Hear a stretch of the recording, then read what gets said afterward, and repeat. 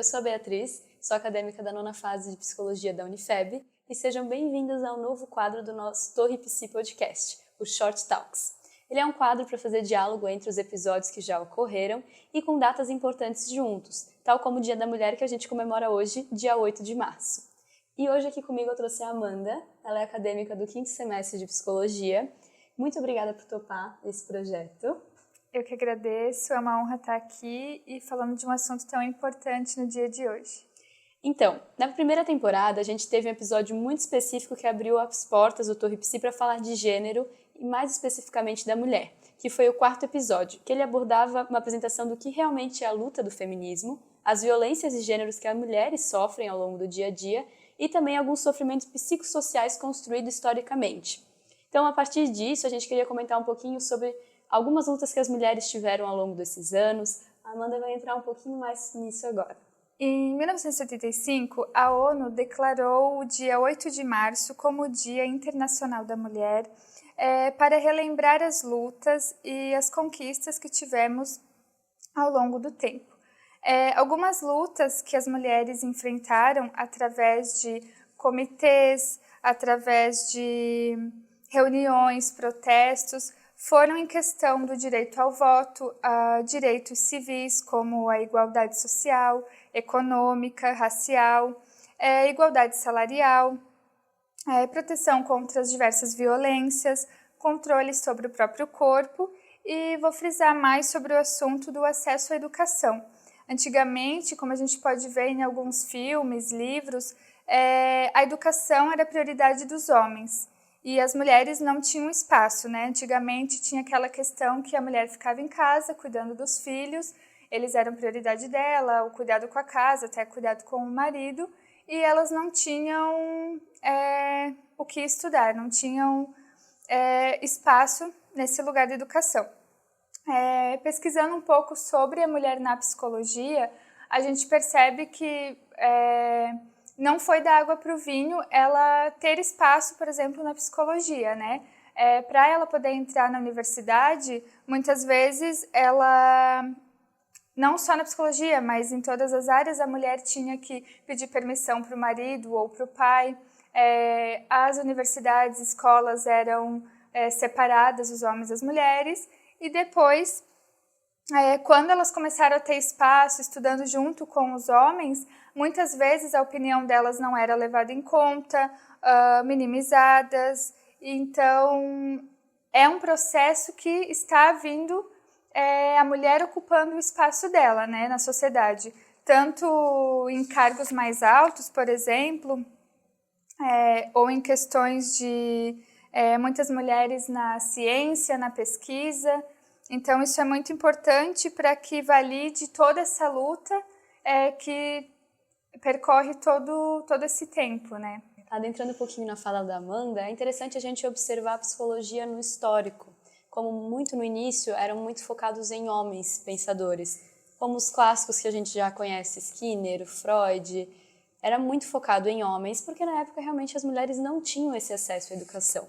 Como a Amanda comentou, elas ficavam em casa cuidando das crianças, então era através disso que elas conseguiam ter um pouquinho de noção de o que estudar, elas observavam o comportamento das crianças, como por exemplo a Ana Freud, que focou muito nisso, no quesito do brincar para a criança. Depois também veio a Melanie Klein, que também auxiliou muito nisso. Claro, Freud foi um dos principais na questão de começar a entender o brincar como uma associação livre da criança, mas também como é importante essas mulheres que abriram espaço para isso, né?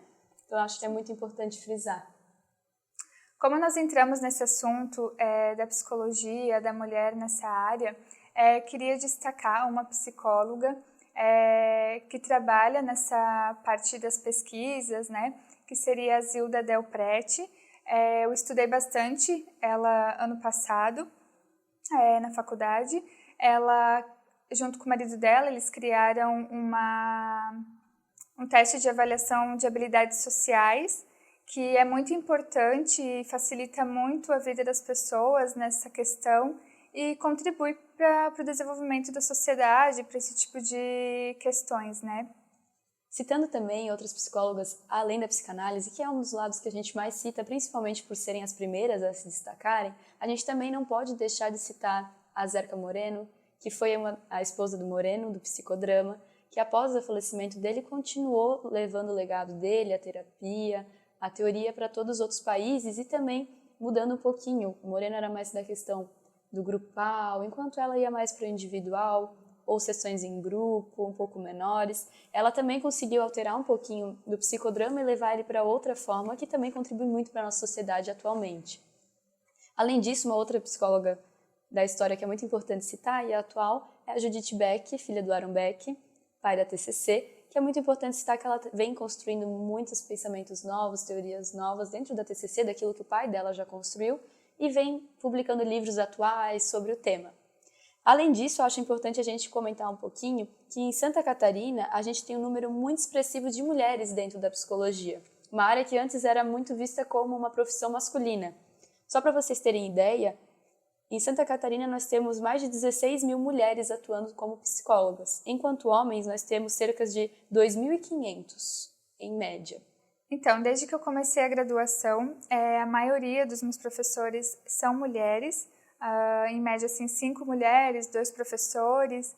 Também é importante citar que desde o começo da minha graduação, a maioria dos meus colegas são meninas também. E isso é muito legal de ver tanto de mulheres que a gente consegue perceber que elas estão caminhando para uma profissão tão importante e elas vão daqui 5, 4, 3 anos, dependendo do semestre que elas estão, serem profissionais nessa área que está sempre em construção, sempre com pesquisas e estão fazendo parte disso, né? Então, pensando em toda a luta que as mulheres tiveram, isso é uma representatividade muito grande da gente estar aqui hoje. Com certeza, e também é muito importante a gente lembrar da nossa coordenação de curso, que também é formada por maioria das mulheres, e como isso é expressivo para nós acadêmicas, porque a gente entra numa universidade, às vezes, com muito foco disso, de que a gente acha que vai ter homens e não que seja ruim, é muito bom para eles também, mas como é importante, é lindo assim ver as mulheres entrando nesse meio científico, não com aquela coisa que antes era a mulher vai para a faculdade, vai ser só pedagogia, que tinha muito isso anteriormente, principalmente na minha cidade de Guabiruba, né? Mas assim, é muito legal ver as mulheres em outras áreas, a gente vê mulheres na engenharia, em muitas áreas, então é muito legal ver isso aqui na Unifeb mesmo, porque às vezes a gente vê na história, mas como é importante a gente ver no nosso dia a dia, né? E com isso a gente finaliza por aqui. Vocês lembram de algum nome que ficou faltando, de alguma psicóloga importante que vocês estão sentindo falta? Vão lá no post do Torre Psi, comentem o que vocês acharam. Já aproveita para a gente seguir a gente no Instagram, Torre Psi Podcast, e o Instagram também do Centro Acadêmico da Psicologia, o Unipsico. Fica aqui o nosso agradecimento pelo Thiago, por nos convidar, e também um feliz Dia das Mulheres para todas as mulheres que estão nos assistindo. Eu também agradeço o convite do Thiago, da Beatriz. É uma honra e um privilégio estar aqui. Também gostaria de parabenizar todas as mulheres por esse dia, que sempre tenhamos motivos para celebrar as nossas conquistas, superar os desafios e lutar a cada dia pelo nosso espaço e por respeito nessa sociedade. A luta continua.